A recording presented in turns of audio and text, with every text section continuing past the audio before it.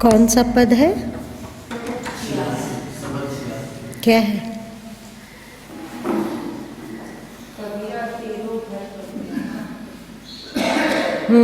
और गुरु की कही करत नहीं कोई, महल महल देवाना। बस इतना का ही अर्थ बताओ। सब कोई तो सुना है, तो कोई बताओ।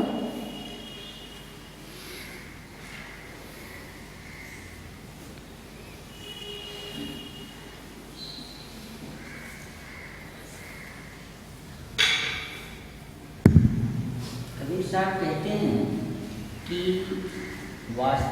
मनुष्यों, तुम्हारा वास्तविक स्वरूप तो तुम्हारा वास्तविक घर तो तुम्हारे अंदर में ही है। कंदरा मतलब क्या होता है? अंदर ही तुम्हारा वास्तविक है। कंदरा का अर्थ होता है गुफा।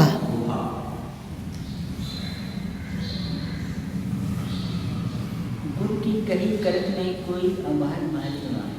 गुरु के उपदेशों पर या गुरु के कहे हुए रास्ते पर कोई चलता नहीं है, और महल महल दीवाना, और इसी महल को अपना दीवानगी में रहता है, असली स्वरूप को भूल जाता है।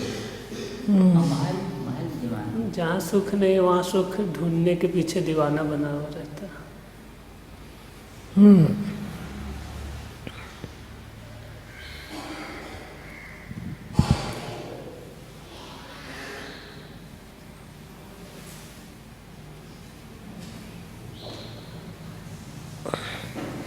कबीरा तेरो घर कंदला में,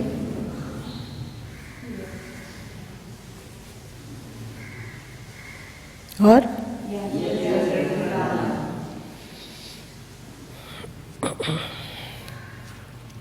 हम लोगों का सुख, हम लोगों की शांति, हम लोगों का सुकून हम लोगों के भीतर है। पर ये हम लोग भूल गए हैं कि नहीं?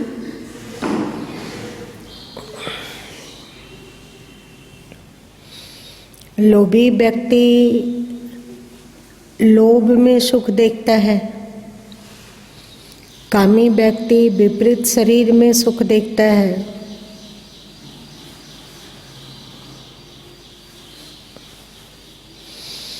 मोहांध व्यक्ति परिवार में सुख देखता है,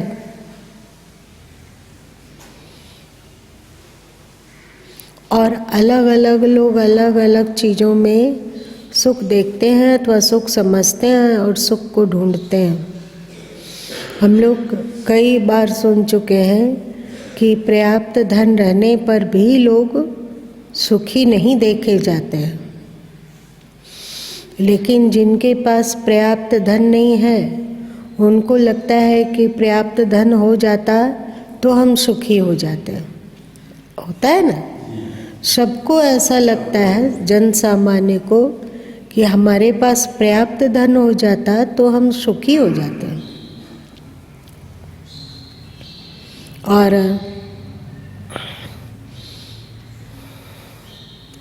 जिनका विवाह नहीं है तो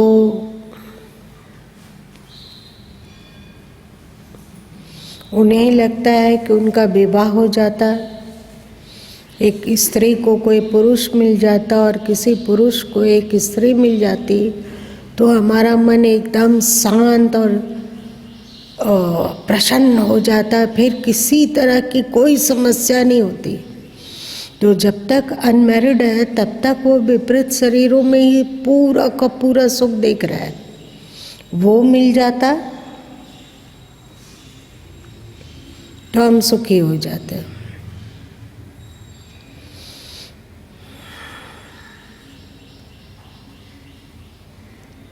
पर जिसको वो मिला हुआ है, मतलब जो विवाहित है, जिनके जीवन में विपरीत शरीर उपलब्ध है, क्या वे सुखी हो गए? ठीक से देखने पर लगता है कि अरे वहाँ भी सुख नहीं है। फिर सुख है कहाँ? किसी को लगता है कि लोग हमारी प्रशंसा करते तो हम सुखी हो जाते हैं, है कि नहीं? अच्छा लगता है ना, कोई यदि मान देता है, सम्मान देता है, आदर के साथ बात करता है तो कितना मन प्रसन्न लगता है।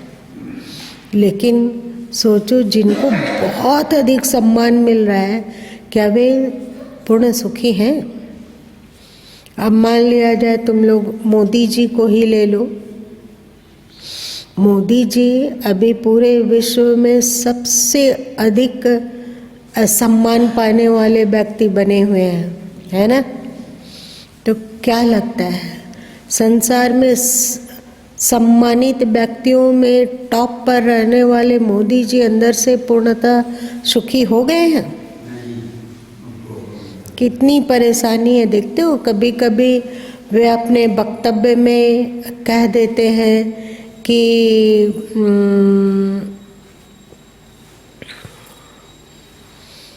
मैं टोकरी टोकरी भर गाली खाता हूँ। कोई कहता है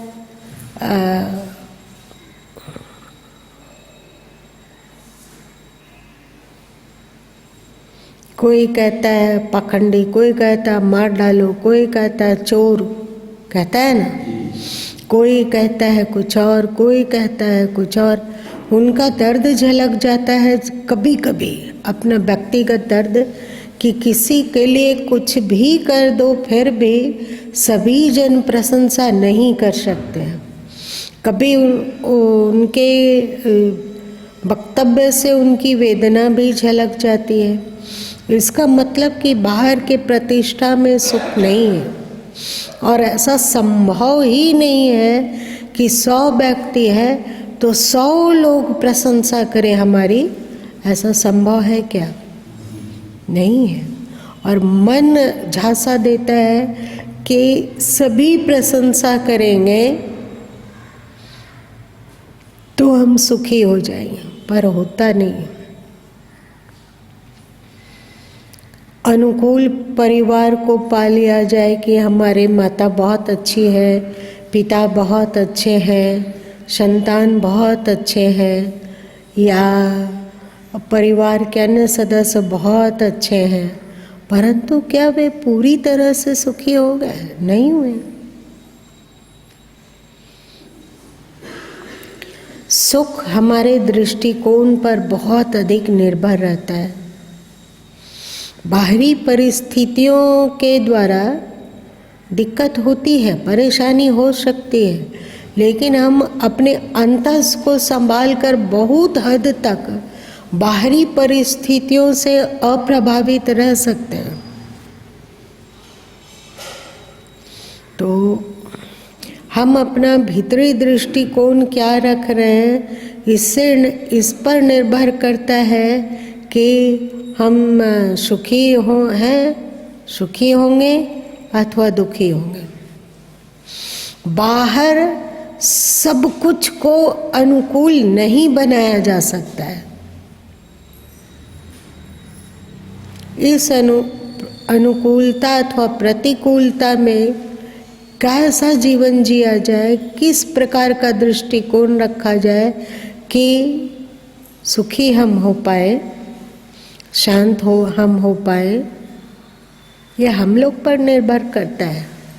लेकिन क्या कोई भी इस बात पर विचार करने को तैयार है? कबीर तेरे घर कंदला में, तुम्हारा घर कंदला में तुम्हारे भीतर है, पर उसे सभी भूल गए। हम बाहर को ठीक करने के पीछे अपना पूरी ऊर्जा लगा देते हैं। बाहर ठीक हो, अगला अच्छा हो जाए, अगला हमारी प्रशंसा करे, अगले को कैसे सुधार दें कि कोई हमारी निंदा ना कर दे, निंदा ना करे।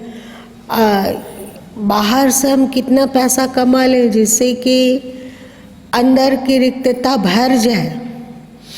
हम अपने पति को कैसे अनुकूल से अनुकूल बना पाएं कि हमें सुख मिले। हम अपनी पत्नी को कैसे अनुकूल बना पाएं कि जिससे हमें सुख मिले। हम अपने बच्चों को कैसे अनुकूल बनाएं कि हमें सुख मिले।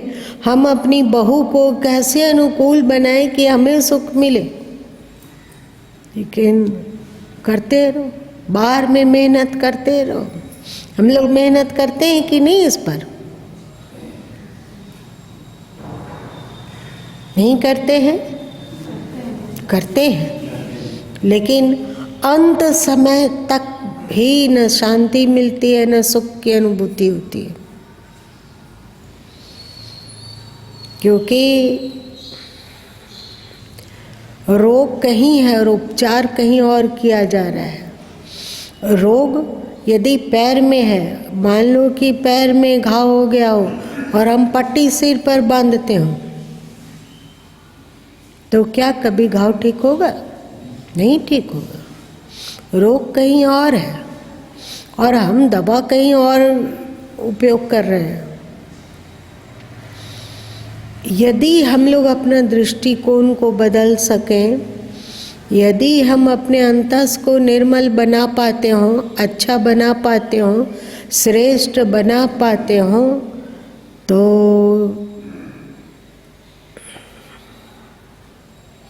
तो फिर हम सुखी हैं।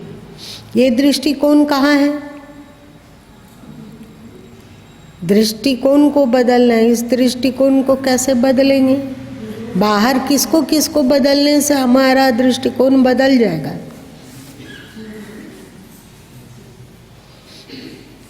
बताओ।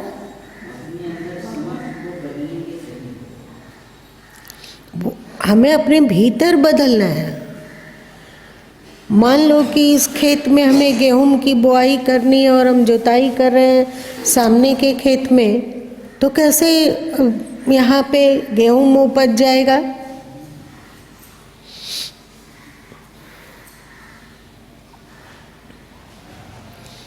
फिर जो सदगुरु कबीर साहब कहते हैं कि गुरु की कही करत नहीं कोई, गुरु को मानने वाले बहुत मिलते हैं। जो कहते हैं कि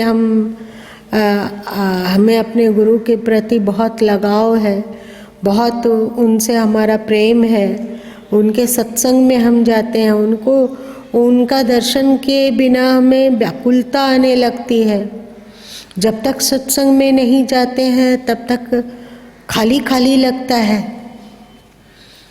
और लोग अपने अपने घरों में गुरु की तस्वीर भी लगाए हुए हैं ना, तस्वीर है, वे नित्य प्रतिदिन पूजा कर ले रहे हैं, नित्य प्रतिदिन आरती दिखा लेते हैं, नित्य प्रतिदिन सिर झुकाते हैं और अपनी श्रद्धा को अभिव्यक्त करते हैं। ये सही है, पर गुरु की कही करत नहीं कोई।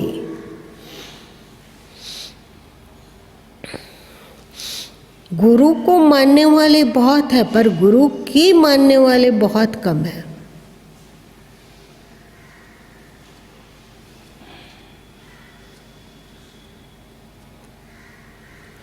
यदि अभी गुरु हमें प्रिय लग रहे हैं, बहुत अच्छे लगते हैं, बहुत अपने लगते हैं, लेकिन यदि गुरु किसी एक एक जन को पकड़ पकड़ के जबरन उनसे आध्यात्म की बारीकियों को थोपने लग जाएं कि तुमको बनना होगा ऐसा, काहे नहीं बनोगे? तुम क्रोध क्यों किए? तुम्हें शांत रहना होगा। तुम काहे क्या? 2 दिन लोग सहेगा, 4 दिन लोग सहेगा, 8 दिन से, भाई हमारी जिंदगी है, हमें ऐसा इसका निर्णय लेने दीजिए ना कि हमें क्या करना है नहीं करना है। आप क्या और कोई से नहीं है? बस एकदम मेरे पीछे ही पड़ गए हैं। मेरे पीछे क्यों पड़े रहते हैं? छोड़ दीजिए हमें नहीं चाहिए अध्यात्म, हमें नहीं चाहिए शांति, हमें अपने अनुसार जीने दीजिए। अपने अनुसार जीने दीजिए मतलब क्या होता है? मन के अनुसार जीने दीजिए।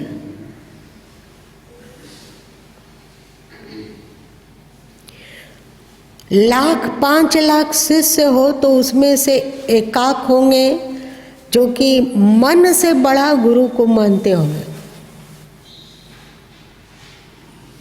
क्या लगता है, गड़बड़ बोल रहे हैं क्या?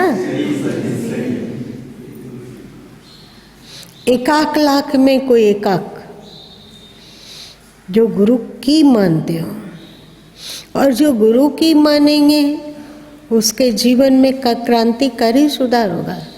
फिर वे अपने मन को सुगढ़ बनाने के उद्योग में लग जाएंगे और वे जानेंगे कि सुख कहीं बाहर नहीं है, सुख हमारे दृष्टिकोण में है। और ये दृष्टिकोण कहाँ है?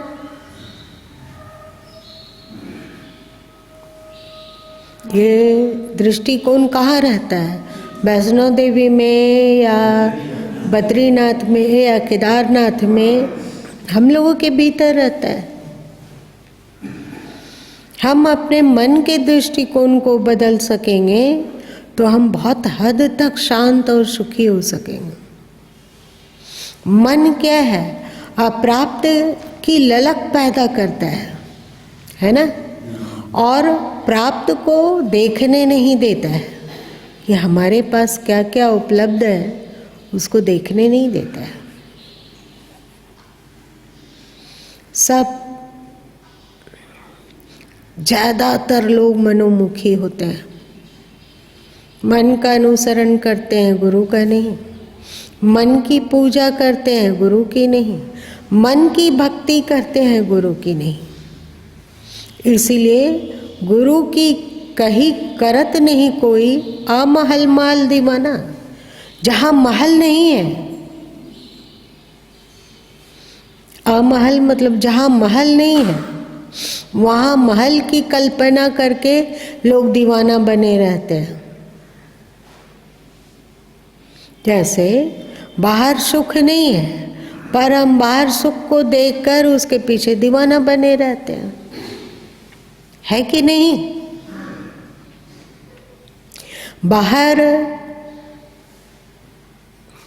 बाहर मित्र बना लेने से क्या अंदर भी हमारा मित्र बन जाएगा? हम काम कर रहे हैं बाहर और अनुभव करना चाहते हैं भीतर। बाहर का सुख दुख बाहर ही रह जाता है। हमारा मन और हमारा दृष्टिकोण तो अनगढ़ है, तो फिर कहीं सुख की अनुभूति नहीं होती है। बाहर अनुकूल भी हो तो भी सुख की अनुभूति नहीं होती है। पहले के समय में लोग एक साथ 3 विवाह, 4 विवाह, 6 विवाह, 8 विवाह तक कर लेते थे। जैसे राजा दशरथ 3 विवाह किए तो एक विवाह करने वाले की तुलना में वे 3 गुने सुखी हो गए होंगे।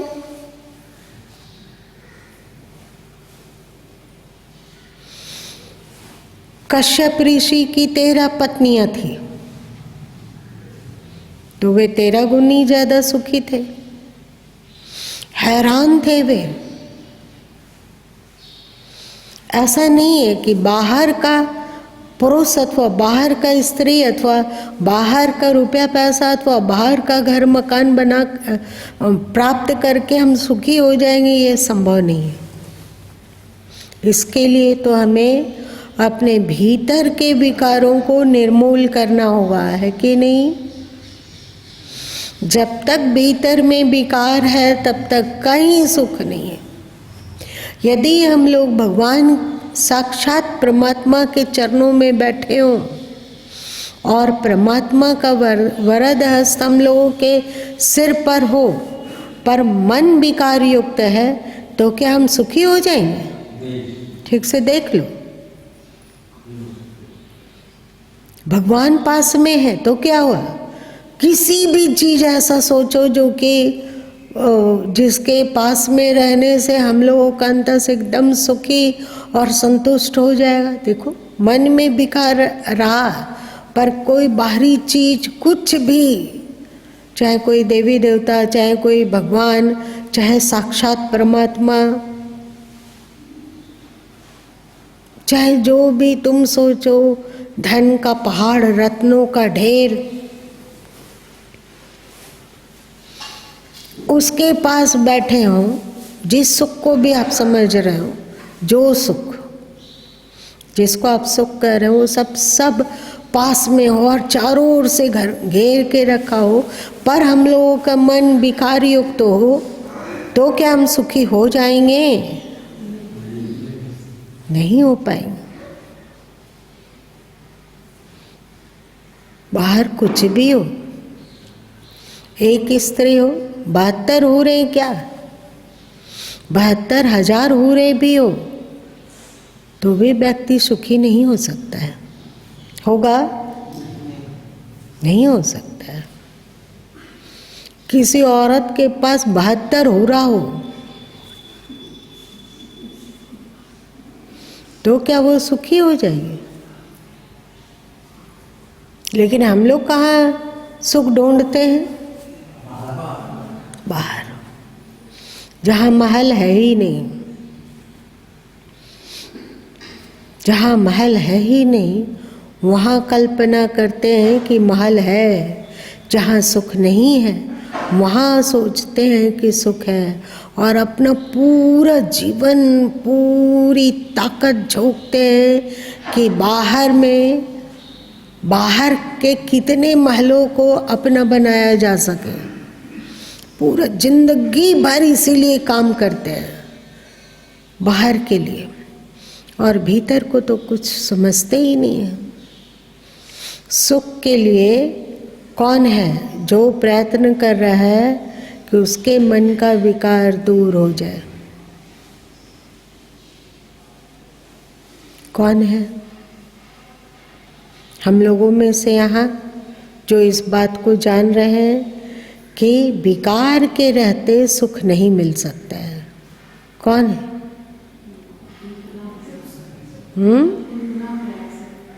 क्या? इस बात को क्या हम लोग बढ़िया से दिमाग में धस गया कि जब तक विकार है तब तक सुख हो ही नहीं सकता है, किसी हालत में नहीं हो सकता है। कल्पना कर लो, जो जो मन मानता है कि ये चीज़ में सुख है, वो चीज़ में सुख है, सोचो कि तुम उस चीज़ को पा लिए। अब देखो कि क्या तेरा मन में सुख आ गया, क्या शांति मिल गई, अथवा जब विकार है तो दुख बना हुआ रहेगा। विकार ही दुख है और कुछ दुख नहीं है।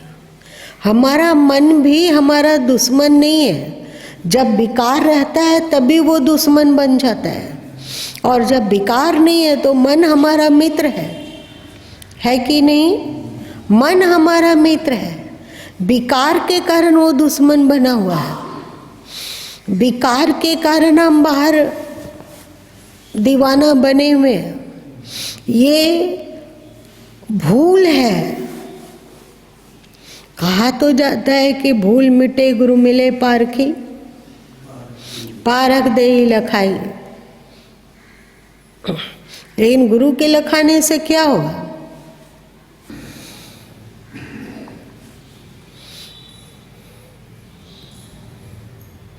भूल मिटे गुरु मिले पारखी।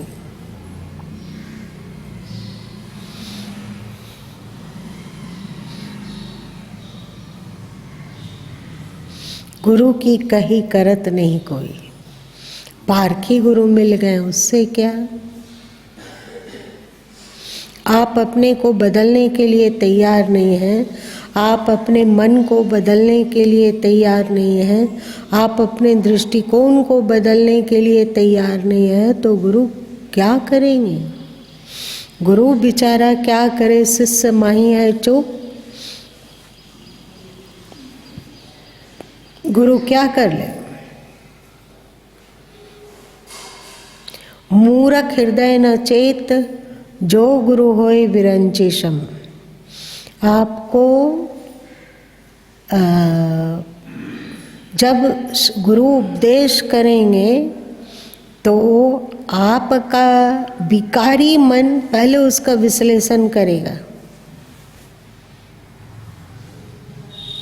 कि एक्सेप्ट करने लायक है या नहीं करने लायक है।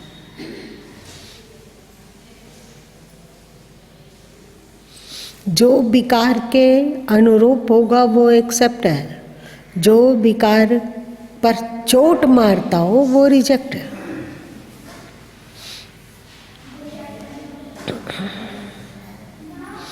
एक तरफ आपका मन हो और एक तरफ गुरु का उपदेश हो, तो आप किसका चुनाव करेंगे?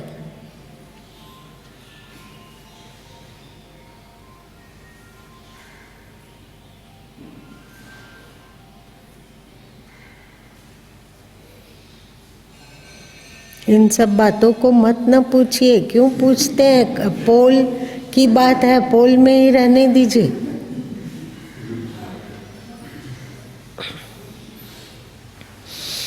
कभी कभी कोई शिष्य होता है तो गुरु लोग जब ज़्यादा करुणावान हो जाते हैं तो सोचते हैं कि कैसे इस शिष्य में सुधार लाया जाए, क्योंकि उसे अकेले में यदि उपदेश किया जाए तो उसके सम्मान की रक्षा हो रही है कि नहीं हमारा ये गलती है तो हमें अकेले में काहे नहीं बोले, आप सबके बीच में बोलना जरूरी था क्या? तो गुरु को लगता है कि उसका सम्मान बना हुआ है, और मनुष्य का मन इतना भारी शैतान है। आप लोग मन की समीक्षा अगर दिन रात करेंगे ना तो मन का अजीब अजीब चेहरा आता है। तो आप अकेले में कुछ उसको बता रहे हो, उस पर उतना प्रभाव नहीं पड़ता है। लेकिन अगर किसी की गलती को सबके बीच में बोल दीजिए तो अगला क्या करेगा? तिल मिलाएगा या नहीं? हाँ, तिल मिलाएगा तो फिर क्या करेगा? यदि गुरु उसे प्रेम बना रहा तब तो उसके पास आएगा, और नहीं तो उसका मन उसे बागी होने के लिए उकसाएगा। कितना मन से प्रेम है। और गुरु को लगता है जबकि ये अकेले में उपदेश करो तो ये कुछ नहीं। वो आप लोग जानते होंगे पहले के समय में एक जिम्मा का जब रोग होता था तो सिक्का, लोहा का सिक्का से एक जिम्मा को पहले रगड़ा जाता था। कौन जान रहे हैं? आप जान, केवल राम लगन भाई जान रहे हैं, तुम भी जानते हो, और बहन लोग कोई नहीं जान रही है। चल, तो एक जिम्मा का रोग होता है तो कोई सिक्का, जैसे 1 का सिक्का है, 5 का सिक्का, उसको लेकर उसको बढ़िया से रगड़ा जाता है। इतना जलन, इतना दर्द। जब सबका मुंह खुल जाता है, जो वायरस है अंदर छुपा हुआ सब ऊपर आ जाता है, उसके बाद मलहम लगाया जाता है तो मलहम भी बहुत जोर जलता है। हाँ? तो क्या होता है? बहुत जलन। गुरु बेचारे वे यदि लोगों के बीच में कुछ कह रहे हैं, इसका मतलब ये नहीं कि उनको कोई शौक चढ़ा हुआ है। उन्हें लगता है कि ये जरूरी है। जब तुम्हारे मान पर चोट पहुंचेगा, तुम्हारे सम्मान पर चोट पहुंचेगा, तो हम लोग अकुला के, हम लोगों के भीतर का विकार उफन के प्रकट होगा, पता चलने लगेगा। आप तुम पहचान लो कि तुम्हारे मन में कौन कौन सा विकार है। अभी हम लोगों को पता ही नहीं चलता है कि हम लोगों के मन में कुछ है भी। हम लोग कहते हैं साफ, हम ऐसा नहीं सोचते, हम तो बहुत अपने जान से एकदम अच्छे करते हैं। हमारे में गुस्सा नहीं आता है, हमें ऐसा राग नहीं, हमें द्वेष नहीं है, हमें चिढ़ सब नहीं होता, हम किसी भी बात को उतना नहीं पकड़ते हैं। सारी पोल पट्टी गुरु सबके बीच में तुम्हारी चर्चा करके खोल देते हैं। अब अपना मन को जांचो और देखो कि कौन कौन सा शत्रु। उतना जोर से चोट तो अकेले में उपदेश करने से नहीं हो सकता है।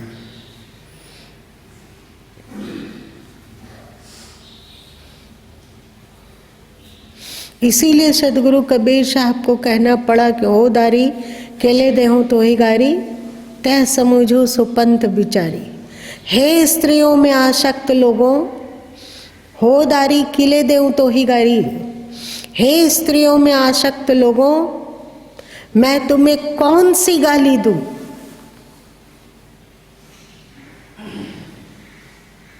तह समझो सुपंथ बिचारी, जो कि तुम विचार पूर्वक सुपंथ को पहचानोगे और उस पर चलोगे।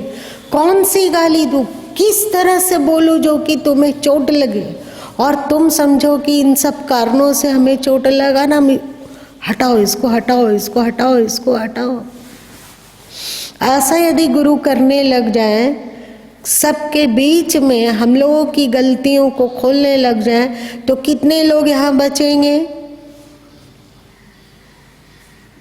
हिम्मत करके बोलो, कोई बचेगा क्या? क्या बोले रामदुलार भाई?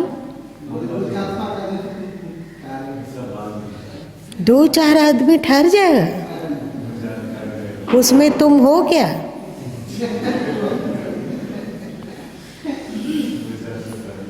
दो चार में हो क्या? क्या बोले? तो अच्छी बात हो गई।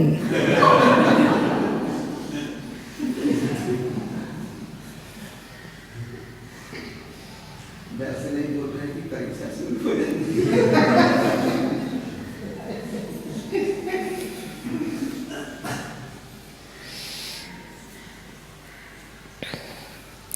देख रहे हो, महल महल दीवाना का अर्थ, गुरु की कही करत नहीं कोई, अमहल महल दीवाना।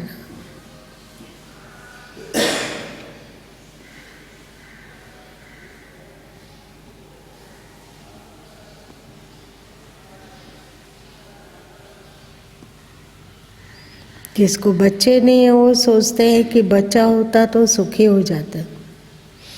बच्चे हो गए तो सोचता है बेटा होता तो सुखी हो जाते। बेटा हो गया तो सोचते हैं कि कुछ बेटा लोग का विवाह कर दें तो सुखी हो जाएंगे। बेटा लोग का विवाह हो गया तो सोचते हैं बहू का स्वभाव अच्छा नहीं है, उसका स्वभाव अच्छा होता तो सुखी हो जाते हैं।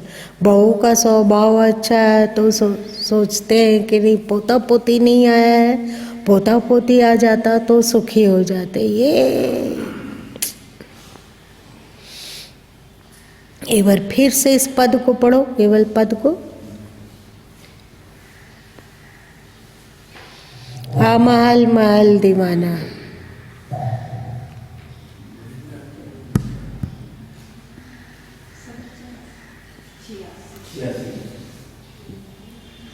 कबीरा तेरो घर कंदला में यह जग रहत पुलाना, गुरु की कही करत नहीं कोई, अमहल महल दीवाना।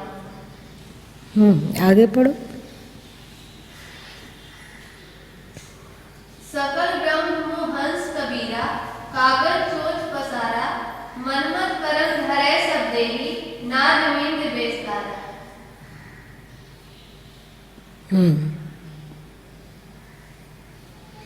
आगे पढ़ो। सकल कबीरा बोले वाणी, पानी के खरसाया, अनंत लूट होत घट भीतर, घटता मरन न पाया।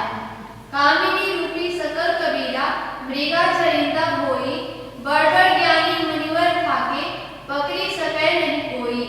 ब्रह्मा वरुण कुबेर कुरिंदर, पीपा और प्रहलादा, हरना कुसनक ओद्र विदारा, तीनों को काल न राखा। गोरख ऐसो दत्त दिगंबर, नामदेव जयदेव दासा, तिनकी खबर कहत नहीं कोई, कहाँ कियो है बासा। चौपर खेल होत घट भीतर, जन का पासा डाला, दमदम की कोई खबरी न जाने, करी न सकै निर्वारा। चारी दिग वही मंडल रचो है, रूम शाम बिच दिल्ली, तेही ऊपर किछु अजब तमाशा, मारो है जमपीली।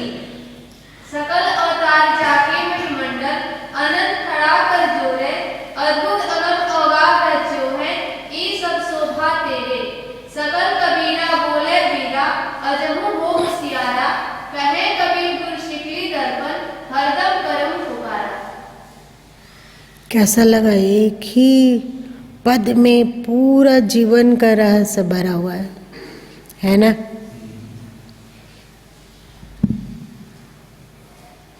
हरदम करहूं पुकारा,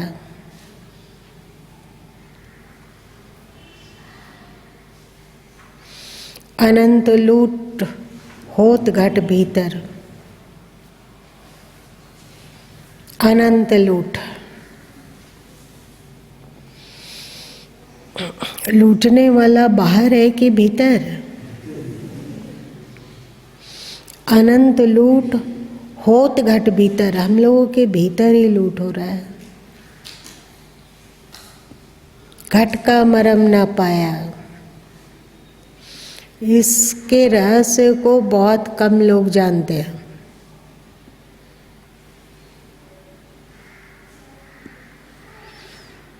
कुछ कहना, कुछ पूछना, कुछ जानना,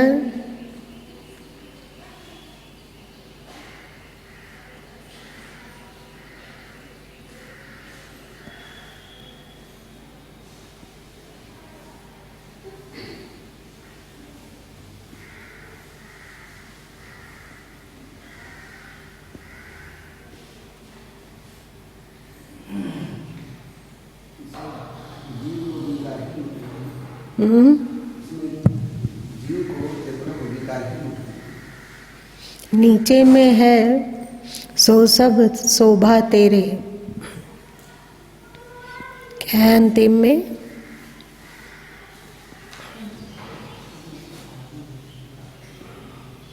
सदगुरु कबीर साहब कहते हैं कि ऋषि मुनि हाथ जोड़कर जिसके आगे नतमस्तक हैं वो तुम्हारा ही स्वरूप है। तुम अपने महान आत्म स्वरूप को पहचानो और तुम्हारे शरीर के भीतर जो काम, क्रोध, लोभ, मोह, मद, मत्सरा इत्यादि विकार है, इस लुटेरे को अपने दिल दिमाग से खदेड़ो तो तुम सुखी हो जाओगे। और तुम्हारे आगे सभी ऋषि मुनि जो झुक रहे हैं उस अपने विलक्षण महान आत्म स्वरूप में स्थिर हो पाओगे। लेकिन प्रथम क्या करना होगा? अभ्यासेन तु कौन्तेय वैरागेन च गृह्यते। अभ्यास के साथ साथ अंदर में वैराग्य का बीज रोपण करना होगा। न हम किसी के, न कोई हमारा इस बोध में जागृत होना होगा, है ना? आज इतना ही रहने देते हैं।